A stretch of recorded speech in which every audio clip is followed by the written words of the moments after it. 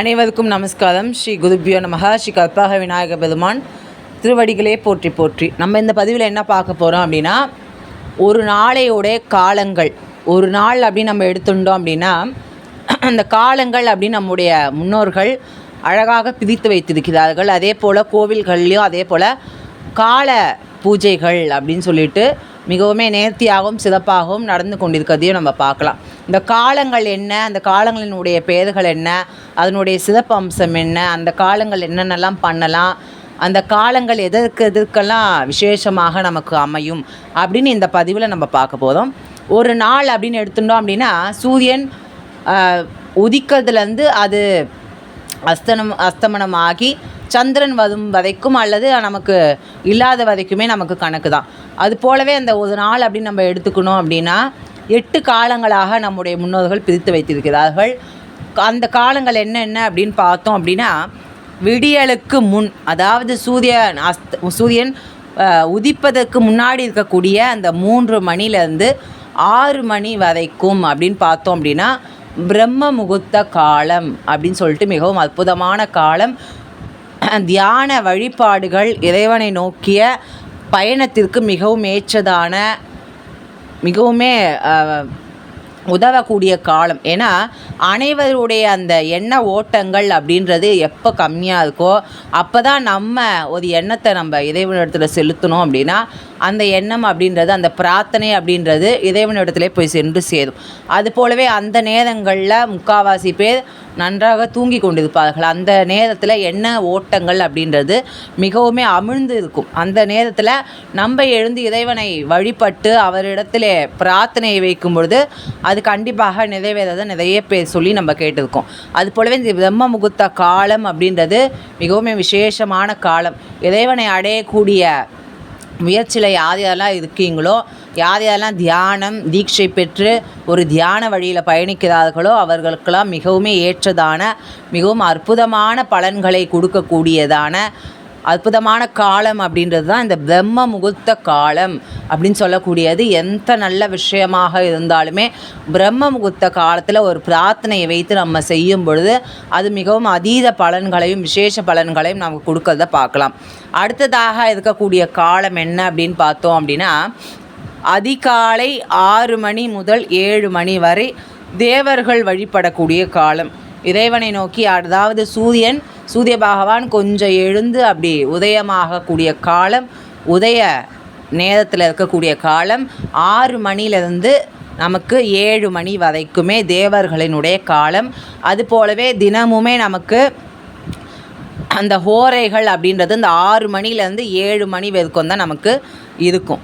அது போலவே அந்த இப்போ திங்கள், இப்போ ஞாயிறு அப்படின்னு எடுத்துட்டோம் அப்படின்னா சூரியனுடைய காலம். அதனால் அந்த 6 to 7 அப்படின்றது சூரியனுடைய காலமாக ஓரையாக நமக்கு வருகின்றது. அது போலவே சந்திரனுக்கு அப்படின்னு எடுத்துக்கணுன்னா திங்கக்கிழமை 6 to 7. அது போலவே செவ்வாய்க்கிழமை 6 முதல் 7 வரை. புதன் ஓரைக்கும் புத பகவானுடைய ஓரை அப்படின்றது புதன்கிழமை வரக்கூடிய இந்த 6 to 7 அப்படின்றது.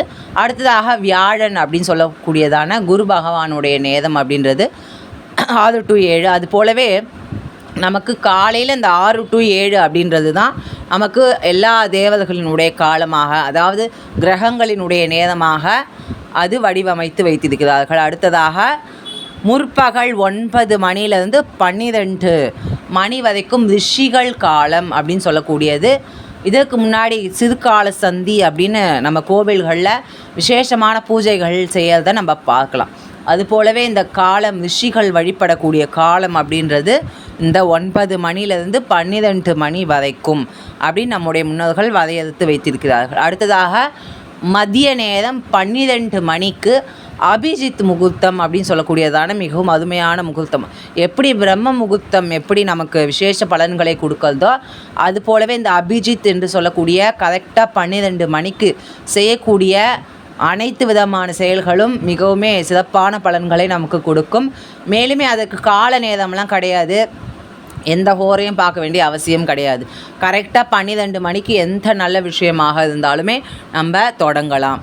அதனால் அந்த நண்பகல் 12 மணிலேருந்து 3 மணி வரைக்கும் பித்திருக்களினுடைய காலம். நம்முடைய மறைந்த முன்னோர்கள் வந்து தங்களுடைய பூஜைகளை ஏற்றுக்கொள்ளக்கூடியதான அற்புதமான காலம்.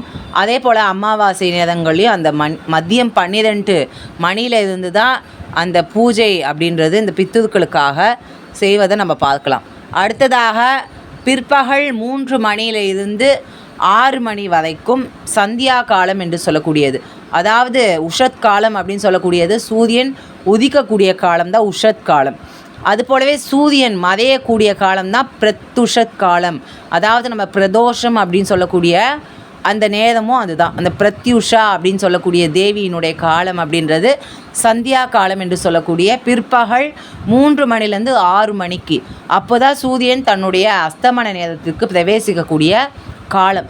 இந்த நேரங்களில் நம்ம இறை வழிபாடில் தான் இருக்கணும் அப்படின்னு நம்முடைய முன்னோர்கள் மிகவுமே தெளிவாக வலியுறுத்தி வைத்திருக்கிறார்கள். ஏன்னா இரவு என்பது தொடங்கக்கூடிய காலம், அனைத்து உயிர்களும் ஒடுங்கக்கூடிய காலம். அதுவும் இல்லாத தீய சக்திகளினுடைய அந்த தொந்தரவு அப்படின்றது அதிகமாகக்கூடிய காலம்தான் இந்த பிரத்யுஷத் காலம் என்று சொல்லக்கூடிய சந்தியா காலம். இந்த காலங்களில் நம்ம தேவையில்லாத கேளிக்கைகள்லையும் தேவையில்லாத படங்களை பார்த்து கொண்டும் இல்லாமல் இறைவனை வழிபடக்கூடிய உன்னதமான அந்த பணியினை நம்ம செய்யணும். உன்னதமான அந்த வழிபாட்டினை செய்யும் பொழுது நமக்கு நல்ல பலன்களை அள்ளி கொடுக்கும். அடுத்ததாக முன்னிரவு 6 மணிலேருந்து 9 மணி வரைக்கும் பூத காலம். அதாவது நான் சொன்னது போலவே சூரியன் அஸ்தமனம் ஆகும் நேரத்திலேருந்து நமக்கு இந்த தீய சக்திகளினுடைய ஆக்கிரமிப்பு, அதனுடைய ஆக்ரோஷம் அப்படின்றது அதிகமாக இருக்கும். அதனால் அந்த நேரம் அப்படின்றது 6 மணிலேருந்து 9 மணி வரைக்கும் பூதத்தினுடைய காலம் அப்படின்னு வரையறுத்து வைத்திருக்கிறார்கள். அதுக்கப்புறம் நடு இரவு 9 மணிலேருந்து 12 மணி வரைக்கும் பிரேத காலம். அதாவது பிரேதங்கள் என்று சொல்லக்கூடிய அந்த வகையினுடைய காலம் அப்படின்னு பார்க்கணும். அடுத்ததாக பின்னிரவு 12 மணி முதல் 3 மணி வரை ராட்சசர்களினுடைய காலம். அதாவது அரக்கர்கள் என்று சொல்லக்கூடிய ராட்சசர்களினுடைய காலம்தான் இந்த 12 மணிலேருந்து 3 மணி வரைக்கும். இப்போ இந்த காலங்கள் என்னென்னலாம் பண்ணலாம் அப்படின்னு நம்ம பார்த்தோம் அப்படின்னா, பிரம்ம முகூர்த்த காலம் அப்படின்றது காலையில் சொன்னது போல் எந்த சுப நிகழ்ச்சிகளாக இருந்தாலும் திதி நட்சத்திரம் சரி இல்லைனாலும் நம்ம பிரம்ம முகூர்த்தத்தில் நம்ம தாராளமாக எந்த விஷயமாக இருந்தாலும் செய்யலாம். அடுத்ததாக உதய காலம் தேவர்களுடையதால் இருக்கிறதுனால எல்லா நட்சத்திரமும் உகந்ததாக இருக்கிறது நமக்கு சிறப்பான பலன்களை கொடுக்கும். ரிஷிகளினுடைய காலத்தில் 9 மணிலேருந்து 12 மணி வரைக்கும் நற்காரியங்கள் செய்யலாம். நல்ல ஓரை திதி நட்சத்திரம் ஆகியவற்றை நம்ம பார்த்து தான் அந்த நேரத்தில் நம்ம செய்யறது மிகவும் முக்கியமானது. அடுத்ததாக பித்ருக்களினுடைய காலத்தில் நம்ம திதி கொடுக்கலாம். மேலுமே நட்சத்திரத்தை வச்சோ திதியை வச்சோ அந்த பித்ருக்களினுடைய போஜனத்தை நம்ம கொடுக்கலாம். அடுத்ததாக சந்தியா காலத்தில் நம்ம தேவையில்லாத எந்த கேளிக்கைகள்லையும் நம்மளுடைய விருப்பத்திற்கு ஏற்றது போல் சாப்பிட்டு கொண்டோ இல்லாமல் இறைவனை நோக்கிய பயணத்தில், அதாவது இறை வழிபாடில் நம்ம கான்சன்ட்ரேஷன் பண்ணது மிகவும் நல்ல பலன்களை நமக்கு கொடுக்கும். ஜபதவங்கள் செய்வது கூட அந்த நேரத்தில் நம்ம செய்யலாம். அடுத்ததாக நடுப்பகலில் எந்த காரியமும், அதாவது சந்தியா காலம் தொடங்கிடுத்து அப்படின்னாலே நம்ம எந்த சுப காரியமும் செய்யறதுக்கு உகந்ததாக இல்லை அப்படின்னு நம்முடைய சாஸ்திரங்களை தெளிவாக சொல்லியிருக்கு. ஆனால் இறைவனுடைய வழிபாடு மட்டுமே நம்ம தாராளமாக அந்த காலங்களில் செய்து கொள்ளலாம். மேலுமே சாப்பிடுவது கூட சூரியன் அஸ்தமனம் ஆகின அடுத்த மணி நேரத்துலேருந்தே நம்ம சாப்பிடுவது கூட சரியில்லை அப்படின்னு தான் நம்முடைய சாஸ்திரங்கள் சொல்கின்றன. அது போலவே இந்த காலங்களில் எதற்கு நம்ம வகுத்து வச்சுருக்கோம் அப்படின்னா, எல்லா காலங்கள்லையுமே இறைவனை வழிபடணும். கோவில்களில் தான் அந்த 8 காலமும் 6 காலமும் பூஜை பண்ணுவாங்களா, இப்போ வீட்டில் பண்ணணும்னு அவசியம் இல்லை அப்படின்லாம் நம்ம நினைக்கக்கூடாது.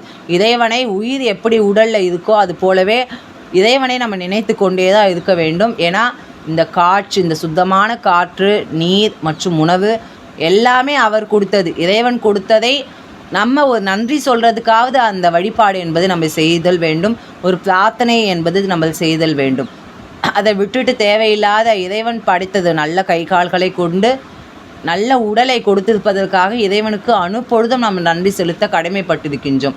ஆனால் இந்த 24 மணி நேரத்தில் எத்தனை மணி நேரம் நம்ம இறைவனை நினைக்கிறோம் அப்படின்றது மிகவும் ஒரு பெரிய கேள்விக்குறியாக தான் நிறைய பேருக்கு இருக்குது. அதனால் இறைவனை முடிந்த அளவு காலை மாலையாவது நம்ம வழிபாட்டின் மூலமாகவோ இல்லைன்னா ஜபம் செய்வது மூலமாகவோ ஏதோ ஒரு வகையில் இறைவனை வழிபட்டு அவருக்கு நன்றி செலுத்துவதன் மூலமாக இந்த பிறவியில் நல்ல பிறவி கிடைக்கல, இந்த பிறவியில் எந்த சௌகரியமும் கிடைக்கல கர்ம வினைகளினுடைய பாதிப்பால் அப்படின்னாலும் அடுத்த பிறவியில் நல்ல வாழ்க்கையும் சௌபாக்கியங்களையும் இறைவன் கொடுப்பாதாக என்று சொல்லிக்கொண்டு இந்த பதிவிலே இந்த காலங்களினுடைய மகத்துவத்தை பற்றி உங்களிடம் மிகவும் விரிவாக விளக்கியதில் மிகவும் பெருமையும் சந்தோஷமும் அடைகின்றேன். அடுத்த பதிவில் உங்களை அனைவரும் சந்திக்கும் வரை உங்களிடம் வந்து விடைபெறுகின்றேன். நன்றி, வணக்கம். குரு குகாச்சதனம் குஹார்ப்பணமஸ்து.